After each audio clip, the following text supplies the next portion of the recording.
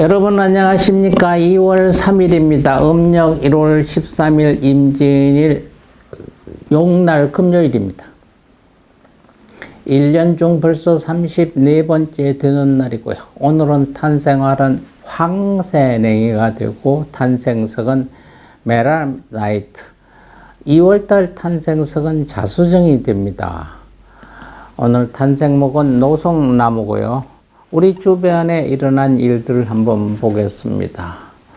1942년도입니다. 일본 조세이 탄광에서 수몰 사건이 벌어졌습니다. 일본 제국 야마구치현 우베이시에 있는 조세이 탄광에서 해수 유입 사고가 발생해 갱도 붕괴로 수몰됐습니다. 이 탄광은 바닷속입니다. 바닷속인데요. 지금은 뻥뻥하게 그때 당시 있던 갱도를 뚫었던 통로만 2개가 남아 있습니다. 이 사고로 인해서 183명이 숨졌고요. 희생자 가운데 강제 동원 도중 노동자가 183명이 전체에다가 한국에서 강제 노동자였습니다. 그래서 우리나라 노동자들이 이 조세이 탄광에서 아깝게 수몰이 된 분이죠. 지금 또 허허벌판이 아니라 바닷속입니다. 바닷속에서 덜렁이 기둥만 2개가 보이는 지역에 있습니다. 조세이 탄광 수몰 사고가 일어난 날입니다. 1977년 오늘은 조원 일식집에 화재가 났습니다. 조원 일식집 사고는 1977년 2월 3일 서울 서대문구 장천동 소재 일식집인 조원에서 일어난 화재입니다. 사고의 원인은 석유난로 취급 부주의라고 합니다. 당시 피해 규모는 사망이 8명이었고 부상자가 17명이 발생했던 일입니다. 2016년도 오늘은 참 안타까운 일이 일어났던 일입니다. 부천 여중생 백골 시신이 발견된 날입니다. 집에서 여중생이 백골이 된 채로 발견된 날이라고 보면 되죠.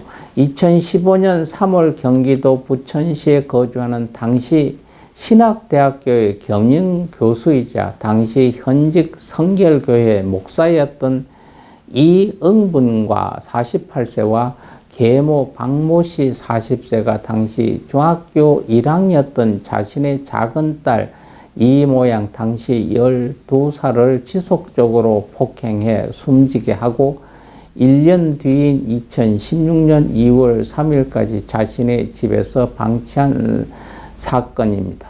언론에서는 백골 중학생 시신 사건으로 알려져 있죠. 경찰이 장기 결석 아동 실태를 조사하던 와중에 이를 수상히 여겨 재조사에 들어갔고 피해자 부모의 집을 압수수색하던 중에 피해자의 백골 시신이 발견한 것입니다. 1심 재판은 피고인 친부 이응분에게 징역 20년, 계모 백모 씨에게 징역 15년을 선고했습니다. 피고인들이 상고했으나 2016년 11월 24일 대법원의 상고 기각으로 1, 2심 판결이 확정됐던 날입니다. 집에 그대로 방치되고 있어서 습기 제거용 이런 거 있죠. 냄새 제거하는 이런 것을 집에다 뿌리고 설치해 두었다고도 합니다. 기념일 한번 보겠습니다. 한국 수어의 날입니다. 한국 수어가 국어와 동등한 자격을 가진 농인이 공용어로 인정받게 되는 날이죠. 한국 수화 언어법 제정일을 기념해 한국 수어 사용 관리를 신장하고 한국 수어에 대한 국민의 인식을 고착하기 위해 제정된 법정 기념일입니다.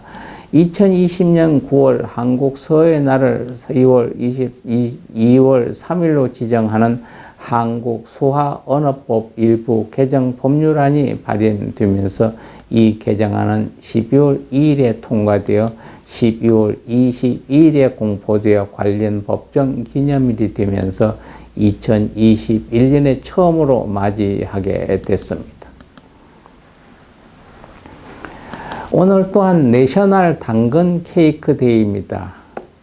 캐럴 케이크 데이입니다. 당근 케이크 데이라는 캐럴 케이크 데이는 당근을 곱게 갈고 밀가루 반죽에 넣어 만든 케이크입니다. 16세기 시절부터 귀한 설탕 대신 당근을 넣어 만든 음식이죠. 2차 세계대전 시기에 영국에서 설탕을 아끼기 위해 민간 차원에서 장려를 했는데 매년 2월 3일은 내셔널 당근 케이크 데이로 지정되어 있습니다. 오늘 생일 한 번 맞는 분 한번 보겠습니다. 1927년 2월 3일 한 비구니계의 원로 대형 스님입니다. 서울 이태원에서 태어나 1950년 강원도 치악산 상원사에서 하남 스님을 스승으로 출가하고 이후 강원도와 경기도 일대 산야에서 10여 년간 산중 보행을 했으며 1961년 단어 스님을 계사로 월장사에서 비구니계와 포살계를 받았습니다. 스님은 1972년 안양에 지금의 한마음 선언인 대한불교회관을 건립하고 포교 활동에 새 바람을 일으켰죠. 한글 뜻풀이 경전보급, 법문의 영상 매체와 인터넷 포교 등 현대적인 다양한 포교 방편들을 제시했죠. 또 스님은 한마음이란 보편적 진리를 체득하고 한마음 요전, 허공을 걷는 길, 생활 속의 불법 수행 등 여러 저서를 남겼죠. 대형 스님은 1972년 경기도 안양에 한마음 선언 전신인 대한불교 회관을 건립해 선원장으로 활동하면서 2012년 5월 20일 오전 0시 경기도 안양 한마음선에서 입적했습니다. 전국 비구니 회장으로 경기도 안양 한마음연화대에서 답의식이 봉행됐던 분입니다.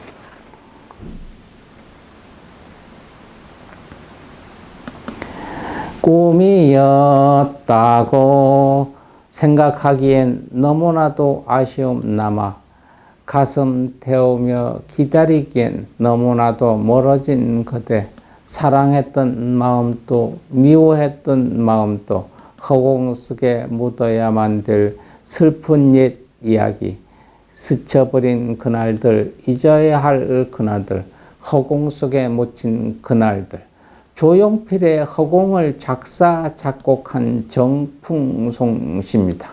1971년 2월 3일 경남 밀양시 출신, 실제 1964년부터 곡을 쓰고 발표한 것으로 알려져 있습니다.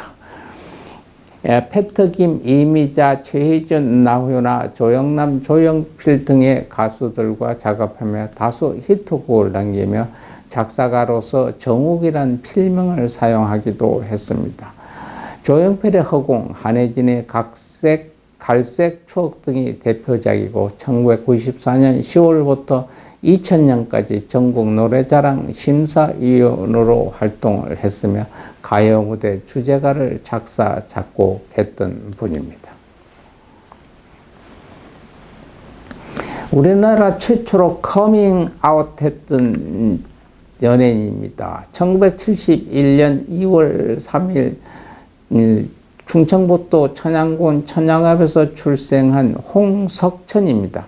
그는 2000년 9월 26일 당시 대한민국 국내 연예인 최초로 동상에 자라는 커밍아웃을 하였으며 그의 현재 거주지는 서울 성동구 옥수동입니다. 1995년 KBS 대학 개그제에서도 입상하여 데뷔를 했고 TV 드라마와 TV 시트콤 등에 출연했습니다. 장극 배우로도 활용했습니다. 이후 방송활동 외에도 연극과 뮤지컬에 활발히 출연했고 1년 후 1996년 MBC 문화방송 공채 탤런트로 정식 데뷔하면서 이후 텔레비전 연기자로 본격 활동 중입니다.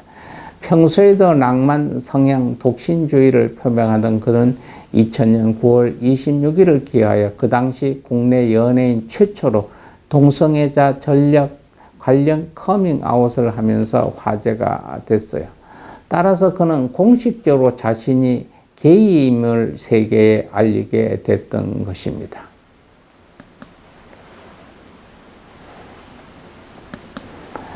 대한민국, 이거 작곡한 윤도현 가수입니다. 1972년 2월 3일 태어난 한국의 록 음악 가수, 작곡가, 록밴드 YB 보컬과 리더를 맡고 있습니다. 록의 불모지라 불리는 한국에서 가창력과 대중성 둘 다 인정받는 보컬리스트로 평가받고 있죠.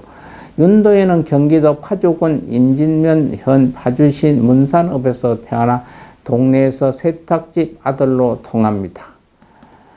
1990년에 문산고등학교를 졸업하면서 방위봉으로 복무했다. 1992년부터 파주 지역의 음악 동아리 종이연을 통해 본격적인 음악 활동을 시작했고 1994년 1집 앨범 가을 우체국 앞에서로 솔로 데뷔를 하지만 당시 유행하던 댄스 음악과는 성향이 달라서 대중적인 인기를 끌지는 못했습니다. 다만 이 시절에 윤도현의 가능성을 알아보고 격려해주던 선배 뮤지션들이 상당히 많았는데 대표적인 케이스가 김광석입니다. 김광석이 윤도현을 자신의 콘서트에 데리고 다니면서 전도유망한 후배라고 소개했던 일은 유명한 이야기며 신해철 또한 영화 정글 스토리 OST 작업 당시 앨범 부클렛에 윤도현을 앞으로 크게 들 윤도현이라고 적어 놓은 바 있기도 합니다. 2002년 오필승 코리아가 너무 떠버려 자신이나 밴드에 너무 축구 이미지가 씌워지는 것에 대해서는 부담스럽다는 투에 트롤을 한 적도 있습니다. 아무튼 이미지를 벗긴 힘든지 2022년 카타르 월드컵 응원가도 작곡했던 분입니다. 재치가 넘치는 사회자입니다. 김재동입니다. 1974년 2월 3일 경북 영천시 고경면 해선리에서 일남 5녀 중 6째 막내로 태어났습니다. 개그맨으로 알고 있는 사람들이 꽤 많은데 김재동은 개그맨 출신이 아니고 개그맨 활동한 적이 없습니다.